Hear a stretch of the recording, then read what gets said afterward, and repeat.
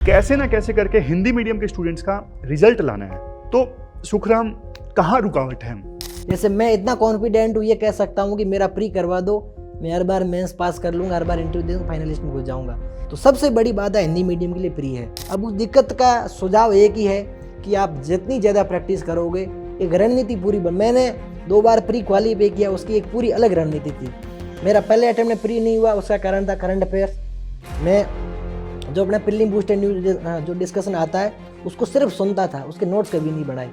सुनने से क्या, इस कान से सुना इस कान से निकल जाता है। सेकंड अटेम्प्ट में मैंने 1 जनवरी से ही शुरू कर दिया। 5 जून को प्री था 2022 को, मैंने 1 जनवरी से ही करंट अफेयर्स के नोट्स पूरे पिछले 1 साल के, फिर मैंने जनवरी शुरू कर दिए। आज भी मेरे पास नोट्स पड़े हैं। जब मैंने पूरी रणनीति के साथ तैयारी की तो मेरा प्री हो गया। देखो, हिंदी मीडियम का स्टूडेंट मैं मान के चलता हूँ ज़्यादा मेहनती है, मतलब ये मुझे पता है। तो जीएस में क्या लैंग्वेज दिक्कत है? यूपीएससी आजकल बड़े बड़े सवाल पूछने लग गई है। जब एक सेंटेंस है फिर 2 सेंटेंस और दे दिए, सवाल दिला दिया, तो उसमें आपको लैंग्वेज प्रॉब्लम नहीं करेगी। लैंग्वेज प्रॉब्लम तब, जैसे अभी 24 का 25 का प्री था, 3 स्टेटमेंट है, कथन, फिर कथन 1 2, फिर इसका वो व्याख्या करता है कि नहीं करता है, इसका सिद्ध है कि सही है, पूरा एक कॉलम आपके एक सवाल से भर जा रहा है। तब वो आपके पास लैंग्वेज प्रॉब्लम करेगी। क्योंकि वो 4 सेंटेंस आपको उसका मीनिंग है वो समझ में नहीं आएगा। जब मीनिंग समझ नहीं आएगा तब आप ये श्योर नहीं कह सकते कि ये इसकी व्याख्या करता है, ये इससे तर्क संगत है कि नहीं है। अभी 14,000 लोगों का प्री क्वालिफाई हुआ 25 का, इसमें से बड़ी मुश्किल से 500 बच्चे ऐसे होंगे जो हिंदी मीडियम से हैं। तो इस बार अपने दोनों को मिलके कुछ ऐसी कोशिश करनी पड़ेगी कि ज़्यादा से ज़्यादा हिंदी मीडियम के स्टूडेंट्स का प्री निकलवाया जाए। एग्जामिनर तरस रहा है कि हिंदी मीडियम, एक तो बच्चे इतने से है, ऊपर सेम कंटेंट लिख रहे, बोरिंग था। अब थोड़ा सा नया करो कि आपको तुरंत आपका उत्तर अमीर होगा। हाँ, मुझे टर्म बहुत अच्छी लगी। आपका उत्तर अमीर हो जाएगा। वैल्यू एडिशन काफी क्लीशे हो गया है कि उत्तर को अमीर करना है। आपने बोला कि प्री मेरा रुकावट था एक, और हिंदी मीडियम स्टूडेंट्स, आप हिंदी मीडियम से हो और हिंदी मीडियम स्टूडेंट्स के लिए तो हीरो, सही बताऊं तो बहुत सारे जो स्टूडेंट्स हैं आपको आइडियल मानते हैं। और एक अच्छी चीज़ मैं और बताता हूँ सुखराम की, देखो जब से रिजल्ट आया है ना, तब से सुखराम हिंदी मीडियम स्टूडेंट्स को, खासकर वैसे तो सभी को, लेकिन खास करके हिंदी मीडियम स्टूडेंट्स को बहुत ज़्यादा हेल्प कर रहे हैं अपने टेलीग्राम चैनल के माध्यम से। मतलब बहुत मुश्किल होता है इतने सारे कमेंट्स का रिप्लाई करना, लेकिन फिर भी सुखराम पूरी कोशिश करते हैं कि हिंदी मीडियम के स्टूडेंट्स के जो डाउट है उनको वो एड्रेस कर सकें। उनका जो एम है, जो मेरा भी एम है, हम अभी बात कर रहे थे कि कैसे ना कैसे करके हिंदी मीडियम के स्टूडेंट्स का रिजल्ट लाना है। तो सुखराम, कहाँ रुकावट है? जो मेरा अनुभव कहता है, मैंने 4 अटेम्प्ट दिए, मेरा 2 बार प्रीलिम्स क्वालिफाई हुआ है। इसका सीधा सा मतलब है कि 50% सक्सेस रेट है। और कहीं ना कहीं जब आप प्री में बाहर हो जाते हैं, तब आपके आगे का पूरा स्कोप खत्म हो जाता है। जैसे मैं इतना कॉन्फिडेंट हूँ, ये कह सकता हूँ कि मेरा प्री करवा दो, मैं हर बार मेंस पास कर लूँगा, हर बार इंटरव्यू दे दूँगा, फाइनलिस्ट में घुस जाऊँगा। जब प्री मेरी सबसे बड़ी बाधा बन जाती है, मेरा प्री नहीं होता है, तो मेरी पूरी पोटेंशियल आगे यूज नहीं हो पाती है। तो सबसे बड़ी बाधा हिंदी मीडियम के लिए प्री है। हालांकि इंग्लिश मीडियम के लिए भी है, ऐसा कुछ नहीं है। मैं इंग्लिश मीडियम के ऐसे दोस्त है जिन, लेकिन कंपैरेटिवली रेशियो कम है। हिंदी मीडियम वो दिक्कत आती है। आप हिंदी मीडियम में पेपर को तुलना कर लीजिए ना, मेंस का पेपर और प्री का पेपर, हिंदी को तुलना करोगे, आपको लग जाएगा हिंदी में प्री को क्वालिफाई करना बहुत मुश्किल हो जाता है। क्योंकि प्री में आपके पास सेलेक्टिव 100 सवाल है, उसमें से आपकी टर्मिनोलॉजी, आपको सवाल उस टाइम समझ कितना आता है, प्रेशर है, ऊपर से इंग्लिश। जैसे मेरा हिंदी मीडियम में, जब भी मुझे हिंदी समझ नहीं है मैं तुरंत इंग्लिश में गया, और मेरे को वो बात इकोनॉमी के सवाल इजीली समझ आते थे। मैं इकोनॉमिक सवाल इंग्लिश में ही देखता था, मेरी इंग्लिश इतनी ठीक ठाक हो गई थी। तो वो सबसे बड़ी दिक्कत है। अब उस दिक्कत का सुझाव एक ही है कि आप जितनी ज़्यादा प्रैक्टिस करोगे, एक रणनीति पूरी मैंने 2 बार प्री क्वालीफाई किया, उसकी एक पूरी अलग रणनीति थी। मेरा पहले अटेम्प्ट में प्री नहीं हुआ, उसका कारण था करंट अफेयर्स। मैं जो अपना प्रीलिम बूस्टर न्यूज जो डिस्कशन आता है उसको सिर्फ सुनता था, उसके नोट्स कभी नहीं बनाए। सुनने से क्या, इस कान से सुना इस कान से निकल जाता है। सेकंड अटेम्प्ट में मैंने 1 जनवरी से ही शुरू कर दिया।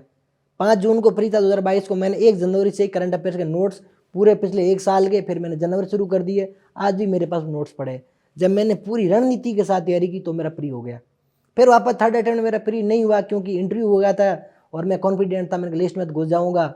वो ओवर कॉन्फिडेंस वजह से कुछ इंटरव्यू के ग्रुप बन जाते हैं, उन पर आप बहुत ज़्यादा चर्चाएँ करते हैं, तो आपकी तैयारी छूट जाती है। जब उसकी वजह से आपके रोज़ 4-5 घंटे दे पाए, और मेरी जो रणनीतिक तैयारी होनी चाहिए थी, स्ट्रेटेजिक प्रिपरेशन, वो नहीं हो पाई, और मेरा 23 का प्री भी नहीं हुआ। फिर 24 में वापस मेरे पास बहुत अच्छा टाइम था, मैंने 1 जनवरी से वही 22 वाली रणनीति सेम फॉलो की। मुझे पूरा प्रोफाइल तैयार किया, मुझे किस महीने तक कौन सा रिवीजन कर लेना, कहाँ तक जाना, किस महीने से मुझे टेस्ट सीरीज शुरू करनी है, सीसेट मुझे 1 अप्रैल से शुरू करना है, सीसेट में मुझे ये क्लासेस देखनी है। 2023 का सीसेट का यूपीएससी पैटर्न चेंज किया है, तो मुझे शाम को 2-2 घंटे सीसेट देखना है। तो पूरी रणनीति बनाई, तो मेरा सीसेट और जीएस दोनों अच्छे स्कोर से क्वालिफाई हो गए। तो क्या करें, मतलब हिंदी मीडियम के स्टूडेंट्स का प्री रुकता है क्या? स्पेसिफिकली सीसेट 2C है या फिर इवन जीएस में भी दिक्कत आती है? सर मेरा अनुभव कहता है कि दोनों पेपर दिक्कत करते हैं, क्योंकि सीसेट ऐसे बहुत सर, मेरा सीसेट 4 अटैम्प्ट में सिर्फ 3 बार मेरा सीसेट हो रहा था, 1 बार मेरा सीसेट 23 वाला नहीं हो रहा था। तो सीसेट इतनी बड़ी बाधा नहीं मेरी। मैंने 12th तक पीसीएम पढ़ा था, उसके बाद मैथ छूट गई थी। मैंने बीए किया था ग्रेजुएशन में, उसके बाद भी ग्रेजुएशन की हुई, आज लगभग 3.5 साल हो गए, तो मेरा सब कुछ छूट गया था, फिर भी मैंने प्रैक्टिस की। तो सीसेट इतनी बड़ी बाधा नहीं कि आप 66% ना ला पाओ। आप एक रणनीति बना दोगे, मैं कॉम्प्रीहेंशन को 40 मिनट सॉल्व कर लूँगा, और ये मेरे 20-25 सवाल है, उसमें से ठीक ठाक 20 अगर मैं अटेंड कर ली, 20 में से 15-20 ही हो गए, तो अपना काट कूट के लगभग 15-14 सवाल बन गए। फिर आपके पास 1 घंटा 15 मिनट पड़े, उसमें आप मैथ रीजनिंग के टाल के वैसे सवाल निकाल लीजिए जो आपको लगता है ये मैं कर सकता हूँ। ये मेरी रणनीति मेरे 3 अटेम्प्ट में काम आई थी।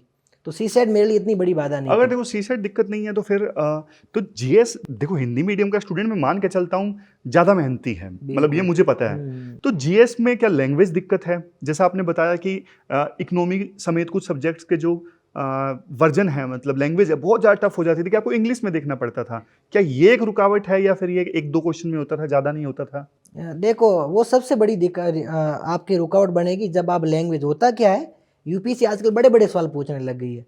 जब एक सेंटेंस है फिर 2 सेंटेंस और दे दिए, सवाल दिला दिया, तो उसमें आपको लैंग्वेज प्रॉब्लम नहीं करेगी। लैंग्वेज प्रॉब्लम तब, जैसे अभी 24 का 25 का प्री था, 3 स्टेटमेंट है, कथन, फिर कथन 1-2, फिर इसका वो व्याख्या करता है कि नहीं करता है, इसका सिद्ध है कि सही है। वहाँ पर आपका जब एक स्टेटमेंट में 4-4 5-5 लाइनें यूपीएससी यूज कर रही है, पूरा एक कॉलम आपका एक सवाल से भर जा रहा है, तब वो आपके पास लैंग्वेज प्रॉब्लम करेगी। अच्छा। क्योंकि वो 4-4 सेंटेंस आपको उसका मीनिंग है वो समझ में नहीं आएगा। जब मीनिंग समझ नहीं आएगा तब आप ये श्योर नहीं कह सकते कि ये इसकी व्याख्या करता है, ये इसे तर्क संगत है कि नहीं है। फिर आप इंग्लिश में भागोगे, आपकी इंग्लिश इतनी स्ट्रांग नहीं है कि आप तुरंत वो चीज़ समझ जाओ, क्योंकि जीएस जैसा सवाल है, बिल्कुल शॉर्टकट है, तब तो आपको सीधा समझ आएगा, फैक्ट है तो ठीक है। लेकिन जब एनालिटिकल चीज़ पूछी जाएगी ना, जब किस कथन की व्याख्या करवा रहा है, इसका मतलब एनालिटिकल स्किल आपकी चेक हो रही है, जब वहाँ जाओगे तब आपके लैंग्वेज बैरियर बनेगी। अब उसका सॉल्यूशन एक ही है कि यूपीएससी के पीवाईक्यू आप जितने ज़्यादा करोगे, आप यूपीएससी से परिचित हो जाओगे, तब आपके लिए यूपीएससी ईजी हो जाएगी। दिक्कत क्या होती है, हम यूपीएससी की हिंदी मीडियम का सबसे बड़ी दिक्कत, जो मैंने इंग्लिश मीडियम के टॉपर से चर्चा की है, वो बोल रहे पीवाईक्यू हमारा टेबल का हिस्सा होती है। हिंदी मीडियम में आप 90% का, मैं कह सकता हूँ, मैं मेरे खुद की जर्नी बताऊँ तो 90% ये होता है, एक बार पीवाईक्यू देख लेते हैं कभी कि कैसे आते, उसके बाद कभी पीवाईक्यू मुड़ कर भी नहीं देखते, और वो सबसे बड़ी बाधा बनता है। जब आपको गाइड करने वाला यूपीएससी खुद बैठी है, आप पीवाईक्यू के थ्रू देख सकते हो, तो आप क्यों इतनी कोचिंग के टेस्ट ही लगाइए, प्रैक्टिस आपकी होगी। लेकिन आप यूपीएससी की पीवाईक्यू इग्नोर करके कोचिंग के टेस्ट लगाओगे, तब फिर आपको दिक्कत करेगा, क्योंकि कोचिंग तो आपके लिए अच्छी हिंदी बना देगी, यूपीएससी वैसी हिंदी नहीं बनाती है। यूपीएससी का फॉर्मूला सीधा वो कहती है जो ऑफिशियल लैंग्वेज है हम वो यूज़ कर रहे हैं, इसमें हमारी गलती नहीं है, क्योंकि हमें गवर्नमेंट एजेंसी है और ऑफिशियल लैंग्वेज उसका जो हिंदी अनुवाद है वो हम यूज़ करते हैं। तो आप यूपीएससी ये उम्मीद नहीं कर सकते वो आपके लिए जो कोचिंग संस्थान जितनी हिंदी अच्छी बनाते वैसी बनाएंगे। तो यूपीएससी क्यों ना वो पैटर्न ही हम देख लें, वो चीज़ें ही समझ लें, यूपीएससी इस बात को ऐसे लिखती है, इसका अर्थ ये समझती है, तो वो चीज़ आपके लिए फिर हेल्प करेगी। समझ गए। और ये बात आपने सुग्रम बिल्कुल सही की, मतलब सेम स्टूडेंट्स, कितने स्टूडेंट्स प्री क्लियर कर रहे हैं और कितने स्टूडेंट्स इंग्लिश मीडियम के क्लियर कर रहे हैं, दोनों के अगर कंपेयर करें ना, हिंदी मीडियम वाले स्टूडेंट्स ने प्री क्लियर किया और इंग्लिश मीडियम वाले स्टूडेंट्स ने प्री क्लियर किया, फाइनली जो सिलेक्शन होता है ना, आपको मिलेगा कि शायद हिंदी मीडियम के स्टूडेंट्स का सक्सेस रेशो ज़्यादा है, सक्सेस रेशो फाइनल, हाँ फाइनल सक्सेस रेशो। लेकिन वो लिखी कम लोग प्री क्लियर कर रहे हैं, इसलिए वो आगे जाके सिलेक्शन बहुत कम दिखते हैं। वही कारण है, जैसे अभी 14,000 लोगों का प्री क्वालिफाई हुआ 25 का, इसमें से बड़ी मुश्किल से 500 बच्चे ऐसे होंगे जो हिंदी मीडियम से है। ये यूपीएससी खुद अपने एनुअल रिपोर्ट में बताती है। यूपीएससी बताती है कि हमारे मेंस लिखने वाले बच्चों का मीडियम, इसमें से 500 बच्चों का हिंदी था, बाकी 14,500 का इंग्लिश था। तो वो सीधा सीधा बता रही है कि प्री सिर्फ 500 बच्चों का हो रहा है। तो इस बार अपने दोनों को मिलके कुछ ऐसी कोशिश करनी पड़ेगी कि ज़्यादा से ज़्यादा हिंदी मीडियम के स्टूडेंट्स का प्री निकलवाया जाए, क्योंकि देखो प्री निकलेगा तभी तो फिर वो फाइनली रिजल्ट प्री आएगा। निकलेगा तभी आपको मेंस अब इस साल का तो देखो बच्चे मेंस लिख रहे हैं, अगले साल से मतलब अपने को इम्पैक्ट लाना पड़ेगा। अपने लेवल पे कोशिश करेंगे। और मुझे लगता है कि हिंदी मीडियम बच्चों को सबसे ज़्यादा ज़रूरत सपोर्ट की होती है, मेहनत बहुत करते हैं। अब मैं टेलीग्राम पर हर एक बच्चे का रिप्लाई देता हूँ, मुझे कभी ऐसे इमोशनल रिप्लाई मिलते हैं कि सर आज तक किसी टॉपर ने रिप्लाई नहीं दिया। सब टॉपर चैनल बना देते हैं, कंटेंट शेयर कर देते हैं, फिर फ्लॉप, फिर उनके कमेंट सेक्शन चालू ही नहीं है। कमेंट करेंगे तो करेंगे क्यों, इमोजी रिएक्शन दे सकते हो आप। मैं तो हर एक कमेंट का रिप्लाई देता हूँ। मेरे रात के 2-2 बज जाते हैं, मुझे कोई फर्क नहीं पड़ता। कुछ लोग मुझे समझते हैं कि भाई ये इतना तू क्यों इनको रिप्लाई दे रहा है। मैंने कहा मेरे पास टाइम है तो मैं मेरी टॉपर गिरी को, सिलेक्शन को साइड में रख के, मेरा अनुभव इतना लंबा है तो मैं क्यों ना इनकी हेल्प कर दूंगा। अगर किसी एक के चेहरे भी मुस्कान आ गई तो भी मुझे बहुत खुशी मिलती है। कुछ मुझे रिप्लाई सुनने को मिलते हैं, सर हमारे ये डाउट मैं 2 साल पहले किसी टॉपर को पूछा था, आज जाके आपने रिप्लाई दिया है। मैंने कहा मेरे पास टाइम है तो रिप्लाई दूंगा। मैंने मेल तक दे रखी है। मैंने कहा और आपका पर्सनल, एक बच्चे ने मुझे पर्सनल चीज़ें पूछी थी, ये मेंटल हेल्थ वाली, मुझे उसका सवाल इतना अच्छा लगा, मैंने उसका जवाब पब्लिक कर दिया था। मैंने उसकी आइडेंटिटी छिपा दी। मैंने कहा एक मेरे पास मेल आया है, ऐसा सवाल है, उसका पूरा रिप्लाई मैंने पूरा उस टेलीग्राम पे अपलोड कर दिया। मैंने कहा ये इसका रिप्लाई, उसको तो रिप्लाई दे दिया मेल पे। तो ऐसी चीज़ें भी होती है जब तब बच्चे को लगता है कोई है हमारे साथ जो खड़ा है। भले टॉपर्स होने चाहिए तो देखो ऐसे होने चाहिए, मतलब चलो सर्विस ज्वाइन करेंगे तो बाद में इम्पैक्ट लेके आएंगे, लेकिन अभी से इतने ज़्यादा उतारू हैं हेल्प करने के लिए स्टूडेंट्स की। सच में सुखराम, मतलब इवन मैंने भी, मतलब मैं तो देखो हर साल कितने टॉपर्स से मिलता हूँ, मैंने भी ऐसे टॉपर्स नहीं देखे कि बिल्कुल रिजल्ट आने के बाद भी दिन रात बच्चों की हेल्प के लिए लगे हुए हैं। सच देखो बता रहा हूँ। असली खुशी वो, क्योंकि अपन भुगत भोगी है ना। जब मैं फील्ड में था, तैयारी के दौर में था, तब मुझे हेल्प की ज़रूरत थी। अगर कोई मुझे एक तिनका भी दे देता ना तो भी वो मेरे लिए एक पेड़ जितना बड़ा सहारा होता। वो मुझे उस टाइम नहीं मिला, तो वो मेरे अंदर दुख है कि अब मेरी वजह से किसी की हेल्प हो जाए तो वो जो मुझे फील करना पड़ता वो उनको ना फील करना पड़े। मैं इसी इनिशिएटिव लगा हुआ हूँ। अब इसमें कितना सफल हो पाऊंगा, आगे कितना टाइम मिलेगा, वो तो वक्त बताएगा। लेकिन नहीं, मैंने ऑलरेडी बहुत कुछ आपने कर दिया है। लेकिन हाँ, एक चीज़ मैं आपसे ज़रूर ये साथ चाहूँगा कि हिंदी मीडियम का रिजल्ट अपने को करना है, और प्री रुकावट है। मैं खुद, वैसे देखो मुझे टाइम नहीं मिलता, लेकिन मैं खुद कुछ पढ़ाना चाहूँगा हिंदी मीडियम के स्टूडेंट्स को, करंट अफेयर के अलावा भी, कि कुछ बढ़िया रिजल्ट लाया जाए, इसकी प्री उनका क्लियर हो और फाइनली लिस्ट में उनका नाम आए। प्री में करंट अफेयर्स का बड़ा रोल होता है। मैंने खुद ये महसूस किया है। मेरे 2 प्री न होने के कारण ही करंट अफेयर्स था। पहले में मैंने सीरियस नहीं लिया, सुनता था, निकाल देता था। थर्ड अटेम्प्ट मेरा प्री नहीं हुआ क्योंकि मेरे पास टाइम था नहीं। मेरा 16 फरवरी को इंटरव्यू था, 16 फरवरी 2023 को, और उसके बाद इंटरव्यू हो गया। कुछ 1 महीना रिलैक्स करना चाहते हैं, थोड़ा एंजॉय कर लो, उस चक्कर में मेरा मार्च पूरा चला गया। फिर अप्रैल में थोड़ा पढ़ना शुरू किया, सोचा क्यों नहीं मैं रिवीजन कर लूँ स्टडी का, करंट अफेयर छोड़ देता हूँ। करंट छूट गया और मेरा बहुत 2 सवाल और हो जाते हैं तो मेरा 23 का फ्री हो जाता। तो वो 2 सवाल करंट से इजीली हो जाते। फिर मैंने 24 के लिए वापस प्रीलिम बूस्टर पूरा फॉलो किया। 1 जनवरी 2023 से लेकर लगभग 30 अप्रैल 2024 तक का नोट्स बनाए। नोट्स मैंने कल परसों टेलीग्राम में शेयर भी किए थे, हर चीज़ लिखी, तो उसका मेरा प्री हो गया वापस। तो करंट अफेयर्स बहुत बड़ी भूमिका, लोग इसको इग्नोर करते हैं, या फिर होता क्या है कि आप बहुत ज़्यादा सोर्स के पीछे भागते हो, ये अखबार पढ़ लूँ, वो मैगजीन पढ़ लूँ, वो कर लूँ, ये कर लूँ। मुझे लगता है 2-3 सोर्स रखिए। एडिटोरियल रख लिया, आपकी समझ होगी, मेंस में प्रीलिम दोनों में काम आ गया। आपने प्रीलिम बूस्टर देख लिया, एक और कोई मैगजीन पकड़ ले जो आपको अच्छी लगती हो, आप उसको फॉलो कर लीजिए। फिर आपके पीओई को आपका सबसे बड़ा गाइडेंस होना चाहिए, तब आपको ये चीज़ें पता है। आप हर रोज़ सुबह, जैसे मैं सुबह 1 घंटा मैगजीन पढ़ता था, दोपहर को खाना खाने के बाद एडिटोरियल सुनता था, फिर शाम को मैं प्रीलिम बूस्टर दे के नोट्स बनाता था। अब ये पूरे दिन में छोटा छोटा हिस्सा चला जाता था, मुझे पता भी नहीं चल रहा था, और मेरा पूरा करंट अफेयर्स तैयार भी हो जाता था। जब जब मेरा करंट अफेयर्स मैंने ध्यान दिया, मेरा प्री हो गया। और मुझे लगता है आगे भी कभी मुझे एग्जाम देना पड़े तो सबसे पहले स्टैटिक मेरा स्ट्रॉन्ग अभी है। आपको एग्जाम नहीं देना पड़ेगा, इस बार आपको आईएएस मिल रहा है। भगवान करे यही हो जाए। और एक चीज़, सुखराम जो है काफ़ी स्टार्टिंग से ही, सुखराम बात कर रहे हैं एडिटोरियल डिस्कशन और प्रीलिम बूस्टर की। पीडब्ल्यू ओनली एस चैनल पे एडिटोरियल डिस्कशन आता है जो मैं लेता हूँ, और ऋषभ सर लेते हैं प्रीलिम बूस्टर डिस्कशन जो ओनली एस एक्सटेंडेड पे आता है। तो एडिटोरियल डिस्कशन ने कैसे आपकी हेल्प की इस पूरी जर्नी के दौरान? मुझे पहली बात तो ये, जहाँ जहाँ मौका मिला मुझे बताने का, मैंने हर प्लेटफॉर्म पर ये चीज़ बताई है। मैं इसलिए बताई है क्योंकि मुझे इतना ज़्यादा फायदा मिला था। मैं सच बताऊँ, GS2 और 3 जो सच में यूपीएससी की डिमांड समझता है वो तुरंत पकड़ लेगा।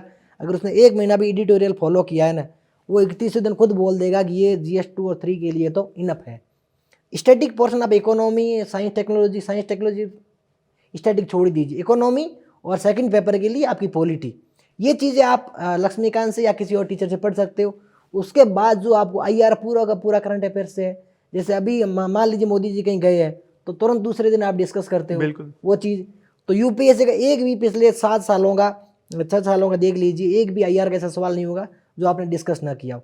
फिर आता है जो सोशल जस्टिस का पार्ट होता है सेकंड पेपर का, उसमें हम कितने आर्टिकल डिस्कस करते हैं, जैसे PWD का हो गया, या फिर बूढ़े लोगों का हो गया, या फिर सोसाइटी में बहुत कुछ घटा रहा है, उस पर कई बार अच्छे से आर्टिकल आते हैं, इतने अच्छे आर्टिकल लिखे जाते हैं, हमको सुन के बहुत मज़ा आता है। तो वहाँ से हमारी समझ डेवलप होती है, फिर वो समझ GS1 में सोसाइटी में काम करेगी, वही समझ आपकी गवर्नमेंट स्कीम के साथ जोड़ के GS2 के सोशल जस्टिस में काम करेगी। फिर GS3 पूरा का पूरा इकोनॉमी का रेयर सवाल होगा, बजट क्या, ये सवाल आएगा, सारा करंट होगा पूरा। साइंस एंड टेक्नोलॉजी, गगनयान है, चंद्रयान है, कुछ भी, हम सारे साल में 3-3, 4-4 बार आर्टिकल आते रहते हैं, हम डिस्कस करते रहते हैं, वो सारी चीज़ें हम डिस्कस करते हैं। हम जो सिक्योरिटी का है, मान लीजिए छत्तीसगढ़ में नक्सलवादी या दंतेवाड़ा में कहीं हमला हुआ है, ID ब्लास्ट हुआ है, दूसरे दिन उसका आर्टिकल आएगा, आप डिस्कस करते हो, आपका नक्सलवाद क्लियर हो रहा है। जम्मू कश्मीर में टेंशन क्रिएट हुई, वापस तुरंत आर्टिकल आएगा, हमको पता है, कोई न कोई लेखक लिख देगा, ऑथर लिखेगा, वो आपका कवर हो गया। हर चीज़ जब वहाँ से कवर हो रही है, मैंने तो इनके नोट्स बनाए थे। अब सवाल ये होता है, इनके सबके नोट्स बना नहीं सकते, जैसे एडिटोरियल डिस्कशन हो रहा है, उसमें से जो आर्टिकल की थीम सीधी आपके सिलेबस से मैच खा रही है, आप उसके सीधे नोट्स बना दीजिए। नोट्स बनाने का तरीका ये होता है कि जो आपको लगता है आपके बेसिक अंडरस्टैंडिंग का हिस्सा है, आप उस चीज़ को छोड़ दीजिए।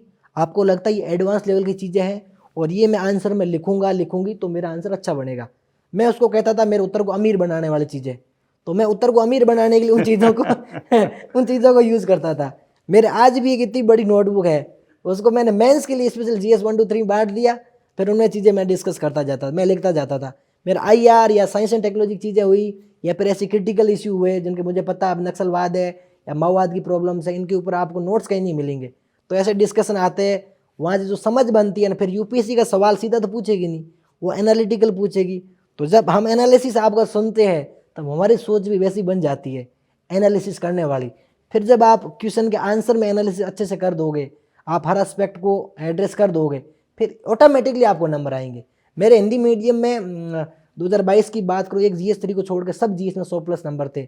GS1 में 104 थे, GS2 में 108 थे, GS3 में GS4 में 115 नंबर थे। इस बार भी GS2 में 107 है और GS4 में 123 नंबर है। उसका कारण यही होता है, हिंदी मीडियम में आपको थोड़ा सा अलग कंटेंट लिख दीजिए, एग्जामिनर तरस रहा है कि हिंदी मीडियम, एक तो बच्चे इतने से है, ऊपर सेम कंटेंट लिख रहे, बोरिंग था, अब थोड़ा सा नया करोगे आपको तुरंत आपका उत्तर अमीर होगा। हाँ, मुझे टर्म बहुत अच्छी लगी, आपका उत्तर अमीर हो जाएगा। वैल्यू एडिशन काफी क्लीशे हो गया है कि हाँ। उत्तर को अमीर करना है। ठीक है, तो आप भी इस प्रकार से जो एडिटोरियल डिस्कशन है PW ऑन लेयर्स चैनल पे फॉलो कर सकते हो। और बात रही देखो हिंदी मीडियम के स्टूडेंट्स की, हम बात कर रहे थे, तो आगे भी देखो हम सुखराम और मैं मिलके कुछ सीरियस डिस्कस करेंगे, कुछ इनिशिएटिव लेके आएंगे जिससे हिंदी मीडियम के स्टूडेंट्स का जो रिजल्ट है वो इम्प्रूव हो। देखो सुखराम तो हिंदी मीडियम से हैं ही, लेकिन हिंदी मीडियम के स्टूडेंट्स का मेरा हमेशा से देखो बहुत इमोशनल कनेक्ट रहा है, क्योंकि मुझे सच बताऊं तो हिंदी मीडियम के स्टूडेंट्स से शुरू से बहुत ज़्यादा प्यार मिला है, और इसीलिए आपके सामने जल्द हम कुछ इनिशिएटिव लेके हाजिर होंगे। और आज आपने देखो सुखराम से बात की, इंटरेक्शन आपने किया हमने मिलके, और बहुत कुछ आपने जाना।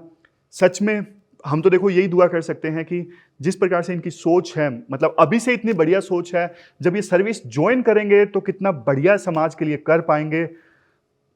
सुखराम, मुझे तो देखो पूरा विश्वास है कि आप बहुत बढ़िया करोगे समाज के लिए, देश के लिए, और हिंदी मीडियम के स्टूडेंट्स के लिए भी। तो अंत में इस डिस्कशन को मैं समाप्त करना चाहूँगा। कमेंट बॉक्स में आप बता सकते हो क्या आपके कुछ क्वेश्चंस बाकी रह गए हैं, या फिर जो भी आपकी ओपिनियन है आप बता सकते हो। ये बता सकते हो कैसी रही ये इंटरेक्शन। तो इस डिस्कशन में, इस वीडियो में अभी इतना ही है। Thank you very much.